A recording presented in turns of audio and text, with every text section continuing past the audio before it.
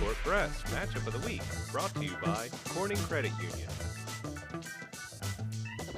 It is a cold night in December. I think it is the coldest night of the month so far, but we're going to warm you up with some high school hoops. Hello, everybody. I'm John Relman. This is Trey Whitted, and this is the Full Court Press. Trey, my friend, I am glad basketball is an indoor sport. Oh, there's no doubt about that. In fact, football season ended last week. Now we're heading into basketball season. You got to enjoy this warm, well, this cold weather. We're just looking forward to basketball Warm in season. the studio. That's what you were about to say. I knew where you were going. All right, and for the second Friday in a row, folks, we're going to start off with the most improved basketball team in the Cape Fear region. It is the boys' squad at South Brunswick High School. The Cougars hosted the West Bladen Knights this evening, and we were there in Boiling Spring Lakes to see West Bladen head coach Travis Pate try to work his magic against Cougar head coach Scott Wainwright. And Trey, take over from here, please. Yeah, well, right here we see Kareem Randolph trying to extend his zone defense, knocking down his three-point shot. And then right here, John, I really love this kid, Andrew Mosley. He's a stretch forward, can really stretch the defense out. Here you see him spotting up in the corner, nailing the three-point shot. Unfortunately tonight, South Brunswick did not do a good job in transition defense. Here coming downhill, we see Sion Dent knocking down his three-point shot on the wing. Sion Dent can shoot. This was a one-point game at halftime. It was close all the way, and here's more action in West Bladen scoring, Trey. Absolutely. Again, right here on a fast break, getting a pull-up jump shot, nailing it. Low scoring game. West takes it 51-45 is your final score. It is the first loss of the Cougars this season. And you've seen South Brunswick play this season, not tonight, but your take on maybe West Bladen win this one and South Brunswick not winning this one? Well, I'm really surprised. I love the way South Brunswick plays. They play with a lot of energy.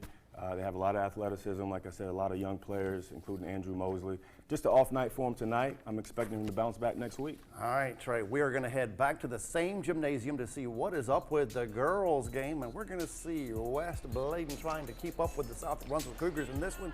And I think this is number 23 for West, Logan Autry, getting a basket for the visitors, Trey. There we see a little miscommunication on defense, but Logan is there knocking down his three-point shot. And then here, Kiera Grainer doing a great job of controlling the ball, laying it up for two. All right, Denisha Price, she's number 3 for South Brunswick. Here she is. What does she do, Trey? Well, she spots up for the three, gives her some time, lets it go.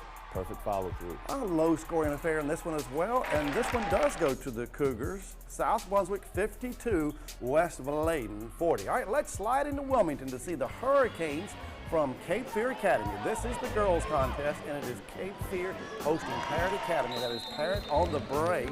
Cape Fear did most of their scoring in the first half. They hit a big lull in the half number 2, though. And with that being the case, we're going to show some of the students who dressed up in the holiday spirit on this Friday night. Not everyone, but a fair amount of holiday spirit, as you can see. And I think we do have another basketball play. Where is it? Where is it? Hold on. Here comes in just a second. Another basketball play for you. Here it is. Chloe Kernan of Cape Fear Academy. She is a freshman, and she leads the team in scoring this season. Trey, your final score in this one is 39-15. The Hurricanes win by 24 points. Cape Fear Academy now 7-1 overall under head coach Ray Beatty. Let's stay in the same gymnasium for the boys' game. Trey, it is Parrott with the basketball trying to score against the Hurricanes. That's right, John. And Parrott, they came to play tonight, and they played hard. Here you see the guy right here driving to the short corner, making a nice pass.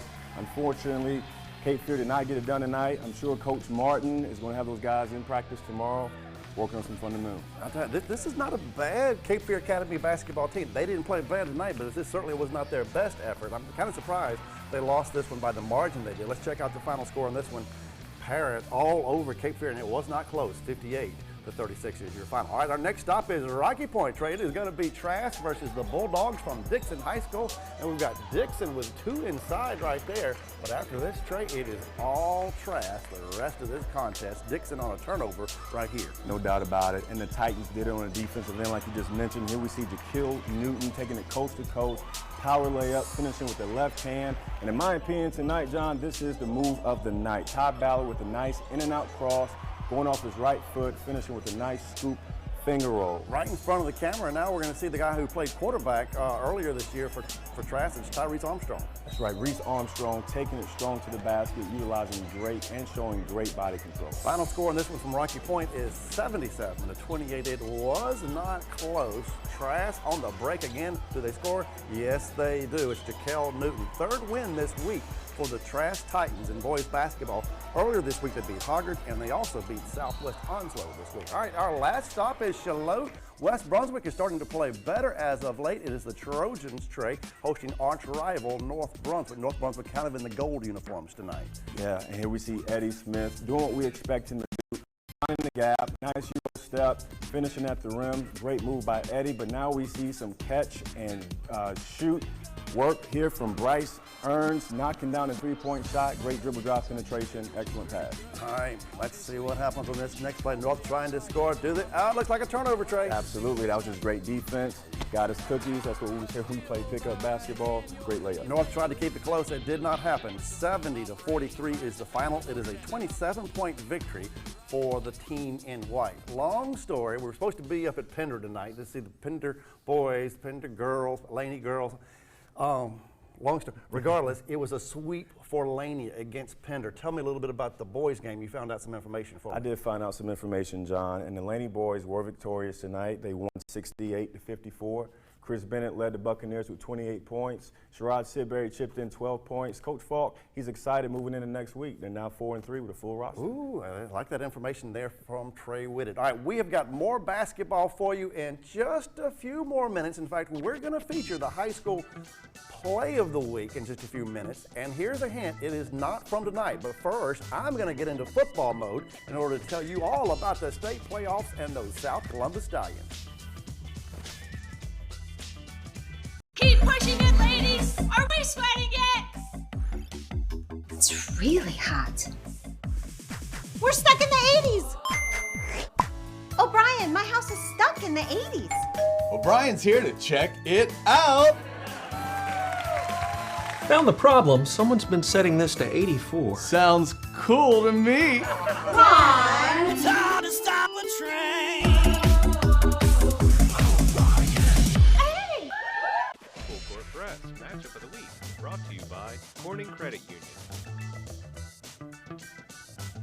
All right, it is now time for football, even though this is the full court press. You can call it round 4 of the high school football state playoffs, or you can say it is the East Finals, regardless of how you say it. We want to showcase the South Columbus Stallions, and if they win tonight, they'll be in the state finals next week.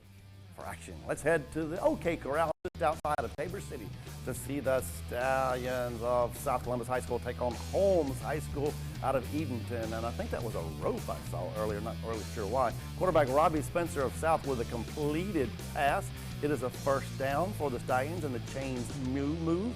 And now we've got running back Traquan Bellamy of the Stallions punched it in, and it is an early South Columbus lead. How about that? 7-0 lead for South Columbus against Holmes High School. Everything looking good for the team in black. And now we've got Holmes on the move. The Holmes running back is stripped, and the Stallions recover, but they cannot do anything after the turnover.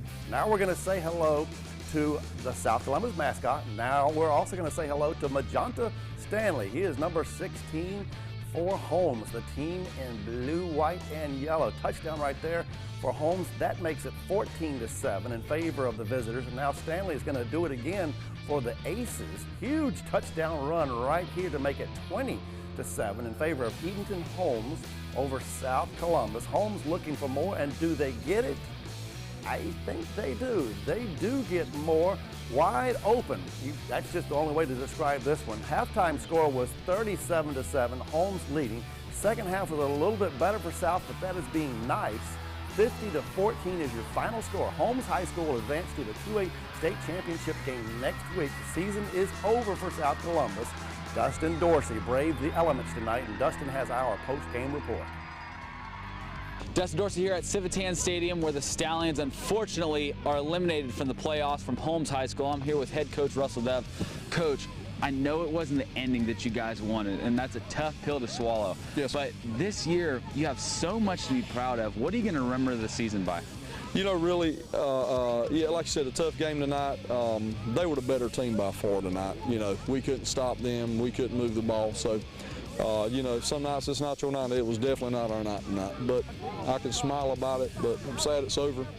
You work so hard and you get so far and you're so close. And just not meant to be this time. I'm here with linebacker Colin Fowler. Colin, man, I know it wasn't the result you guys wanted.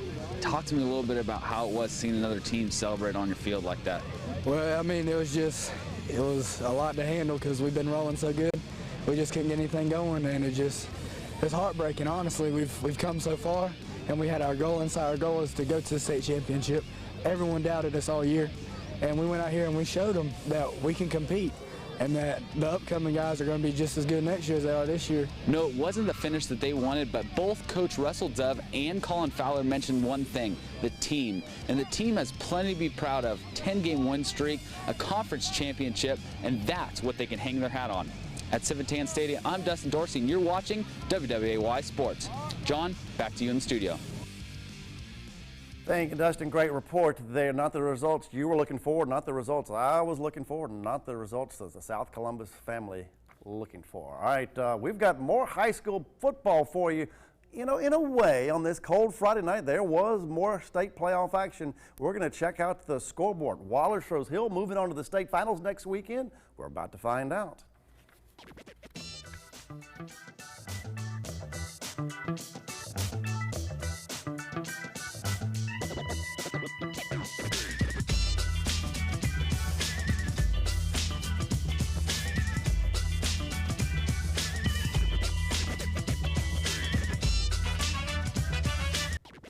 Had a little basketball earlier, then we had a little bit of football, and now we're back to basketball. Trey Whitted back. It is play of the week time. Trey, are you ready to see a really good play from Tuesday night that took place in Leland? You actually saw this one in person, I believe. Saw this live and live in color. Excellent play. All right, let's go to it. Let's see what happened on Tuesday night in Leland. It is South Brunswick High School versus the North Brunswick Scorpions. Trey.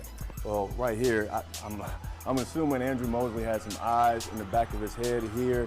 Brandon Gonzalez with a nice reverse layup. Again, look at this pass, man. This is sweet. I mean, the crowd was going crazy, and most everybody at the game was pulling for North Brunswick, but it was the Cougars getting our play of the week because that was a dynamic play. Absolutely, just an excellent play. Again, look at the nice pass, puts the perfect rotation on the ball, great catch, even better finish. South Brunswick won the game on Tuesday night, but South Brunswick did not win tonight. South Brunswick lost to the West Bladen Knights earlier tonight, so the Cougars no longer undefeated. We're kind of in the holiday basketball mode pretty soon. We've got a couple local tournaments coming up. The first one is the Brogden tournament. That will be played before Christmas this year. That's a little bit different. You've played in the Brogden, but it's been a few years, and you weren't able to bring home the Brogden title when you played for Laney, but were you all tournament, I understand it? I was all tournament. I was all tournament for 2 years in a row. Oh, really? Yeah, Wow. Junior season, senior season. But it was a great experience. Played against some schools from out of town. It was awesome. And just to remind people, if you don't know, we haven't said it in a while, you played college basketball at Marshall, and then you made a little money after that. Made a little money, played in the NBA Developmental League. Yeah, how about that? And then another holiday basketball tournament coming up.